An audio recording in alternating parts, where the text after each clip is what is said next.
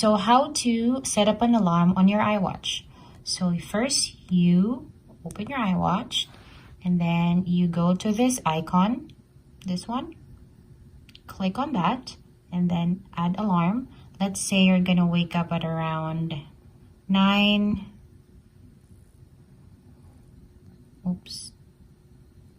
a.m. So you click AM and then set. If you want to add another alarm, just go add alarm.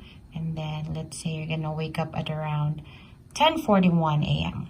Set.